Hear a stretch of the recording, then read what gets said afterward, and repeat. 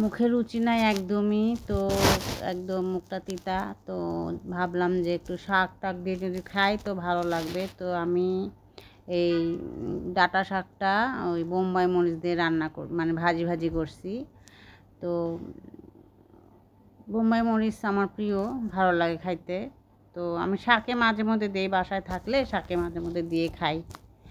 তো এই একটু মুখে ঝাল ঝাল লাগতেছে, ভালো লাগতেছে, যেহেতু ভিতরে একটু জ্বর জ্বর আছে।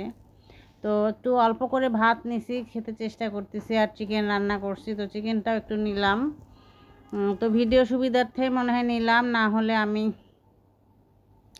এই শাকটা দিয়ে হয়তো একটু খেয়ে উঠে পড়তাম।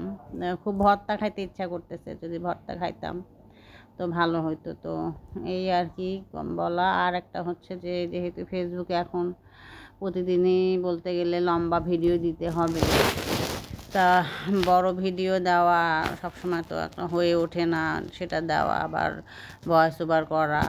তো এটা আমি ভয়েস ওভার করতে চাই না, আমি এমনি করতে চাইলাম, কিন্তু বাইরে একটা যে বিল্ডিং হচ্ছে, এত শব্দ হচ্ছে যে বাধ্য হয়ে আমি ভয়েস ওভার করছি, না হলে এমনি ভালোই হচ্ছিল। পরের দিকে দেখি শব্দটা শুরু হইলো। তো আশেপাশে এরকম বিল্ডিং হইলে এরকম হয়ই, প্রবলেম, কিছু করার থাকে না। তো অল্প করে ভাত নিয়েছি, যে যদি না খেতে পারি আবার নষ্ট হবে। তো এই আর কি। আর ফেসবুকে তো নিয়ম কানুন কিছু আসতেছে নতুন নতুন, যে সব কিছু দিতে হবে, বড় ভিডিও দিতে হবে প্রতিদিন, প্রায় বলতে গেলে পোস্ট করতে হবে, রিলস তো দিতেই হয়। তো যাই হোক, এই সুস্থ অসুস্থতার মধ্যে হইলেও দিতে হবে, কিছু করার নাই। এটা অব্যাহত রাখতেই হবে কাজে সাকসেসফুল আসার জন্য।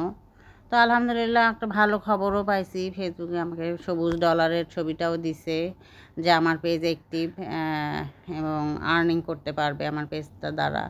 যেহেতু আলহামদুলিল্লাহ পেজে কোনো সমস্যা নেই, আলহামদুলিল্লাহ আল্লাহর রহমতে কোনো রকম কোনো ইস্যু নাই, কোনো রকম কোনো বাইরের কারো ভিডিও আমার পেজে নাই। আমি আমার অরিজিনাল, আমার যেমন গলার ভয়েস সেইটা দিয়েই আমি করি। আমার গলার ভয়েস যাই হোক সেটা দিয়েই তো আমার করতে হবে, তাই না?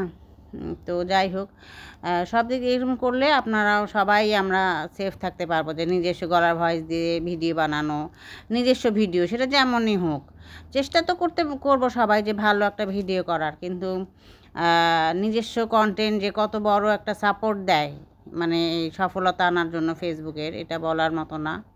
তো মুরগির গোস্তটা নিয়েছিলাম একটু শখ করে খাবো বলে, তো একটু ডানাটা বেশি পছন্দ, তো ডানাটা নিছি। তো ডানা দিয়ে খাওয়া শুরু করলাম, আর জানি না গোস্ত নিছি খেতে পারবো কি না। তবে শাকটা খাওয়ার পরে শাকের ইয়েটা আমার মুখে লেগেই আছে, শাকের স্বাদটা এত বেশি। অন্য সময় এই ডাঁটা শাক পছন্দ করি অত না, কিন্তু এখন ঝাল ঝাল যেহেতু বোম্বাই মরিচ দিয়ে করছি, আপনারা যারা বোম্বাই মরিচ পছন্দ করেন তারা শাক দিয়ে রান্না করে খেতে পারেন,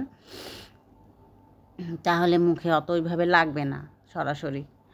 তো এই তো আমার ভাত খাওয়া প্রায় শেষের দিকে। তো আপনাদের সময় আর নষ্ট না করি, তো এই তো রাখি।